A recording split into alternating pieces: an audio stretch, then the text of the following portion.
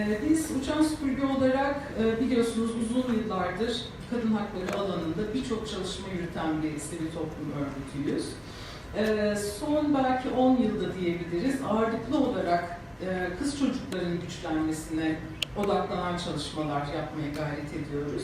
Bunlardan bir tanesi de erken yaşta zorla evliliklerin veya çocuk evliliklerinin önlenmesine yönelik faaliyetler.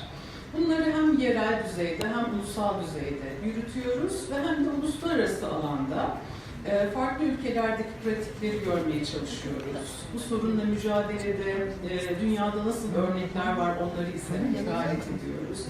Bu kapsamda biz bu sene yürütmekte olduğumuz bir proje çerçevesinde geçen ay Ürdün'e gittik.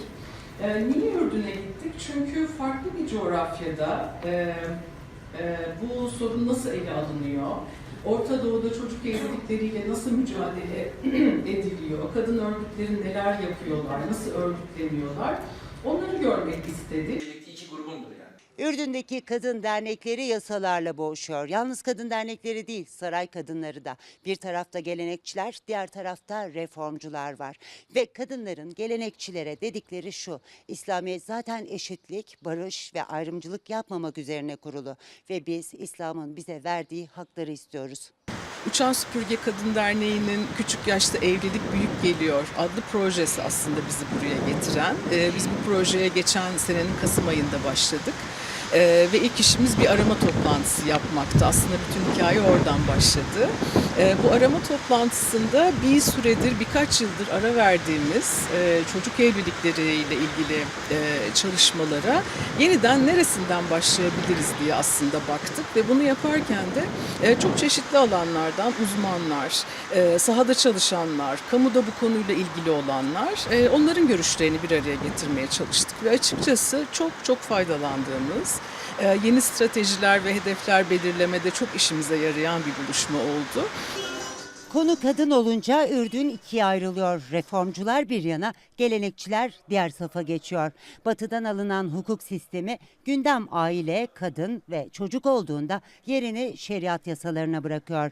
Bekar kadınların toplumsal kabul görmediği, kadınların İslam'ın bize verdiği hakları istiyoruz diye hak aradığı, bir erkeğin 4 kadınla evlenebildiği, 2 kadının şahitliğinin bir erkeğe eşit sayıldığı, erkeğin boş ol demesiyle boşanan, kadının mirastan eşit pay alamadığı Ürdün'de kadınların boşanma hakkı elde etmesi önemli. Önemli çünkü boşanamayan kadın için hayat zindana dönüşebiliyor. Elde edilen yalnız boşanma hakkı değil, yeni yasa tecavüzü de suç kapsamına aldı. Artık Ürdün'de tecavüzün bedeli ağır. Tecavüzcünün cezasını mağdurun yaşı belirliyor. 15 yaşından küçük bir çocuk tecavüze uğramışsa bunun cezası idam. Mağdurun yaşı 15'ten büyük, 18 yaşından küçükse tecavüzcü müebbet hapis cezasına çarptırılıyor. Namus gerekçesiyle çocuk ölüm tehdidi altındaysa evliliğe izin veriyoruz. Ama bu durumda da fail cezasını çekiyor. Yakın zamanda bir emsal dava görüldü. Çocukların cinsel suistimale uğradığı insanlarla evlendirilmesi şeriat mahkemeleri tarafından dine ve geleneklere aykırı bulunarak evlilik engellendi. Böyle bir durumda rıza sonucu evlilik gerçekleşse dahi cinsel suistimal uygulanan kişinin suçlu kabul edilmesinin yanı sıra çocuk üzerinde baskı kurulabileceği dikkate alınarak rızanın ötesinde bir suçluluk hükmüne karar verildi. Tecavüze verilen bu kadar net ceza istatistiklere de yansıdı. Resmi rakamlara göre 2010 yılından sonra cinsel istismar vakalarında gözle görülür bir azalma var. Ancak son dönemde Suriye'deki iç savaştan kaçanların sığındığı Ürdün'de Suriyelilere yönelik suçların başında da cinsel istismar geliyor. Pek çok vakada dava açılmadığı için Suriyeli göçmenlere yönelik cinsel istismarlar istatistiklere yansımıyor. Çocuk Hakları Sözleşmesi'ne de taraf Ürdün, tıpkı Türkiye'de olduğu gibi. O bağlamda da bir mücadelenin böyle belki yeni güçlenmeye başladığını düşünebiliriz. Ama bunun gibi ek mekanizmaları devreye sokamadıkları için bu biraz onları yasa ve uygulama karşısında zayıflatıyor. Ama yine de mücadeleleri var. İşte iç hukukun, medeni hukukun düzenlenmesi, evlilikten sonraki hakların da düzenlenmesi anlamında bir mücadelesi var. Yani Bu yönüyle baktığımızda aslında Türkiye'deki kadın hareketinin yıllardır yürütmekte olduğu o savunu ve lobi çalışmaları gibi bir şey görüyoruz, bir çaba görüyoruz burada. Daha önce hiç görmediğim biriyle evlendirildiğimde ne yapacağımı bilmiyordum. Kocamı hiç tanımıyordum. Neyi sever, neye kızar. Hem çok üzgün hem çok kızgınım. Oysa evlenmek yerine okumayı çok isterdim.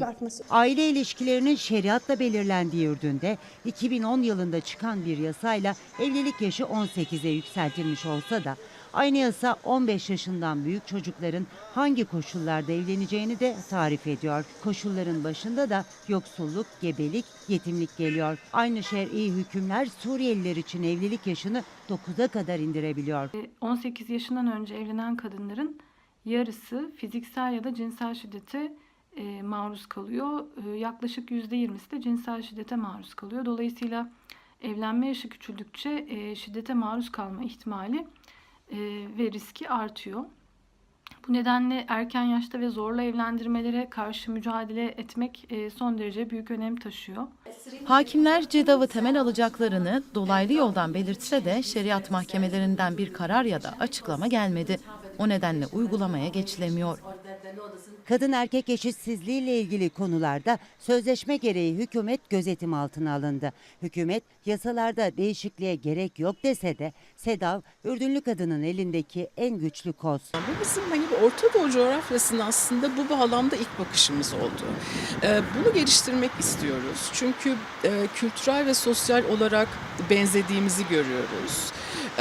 Sebeplerin ve sonuçların, o katmerlenen sonuçların da birbirine çok benzediğini görüyoruz. Bir de uluslararası alana daha çok baskı yapabilmek, kendi hükümetlerimize de daha çok baskı yapabilmek anlamında çok birbirine benzeyen verilerle çalıştığımızı fark ediyoruz.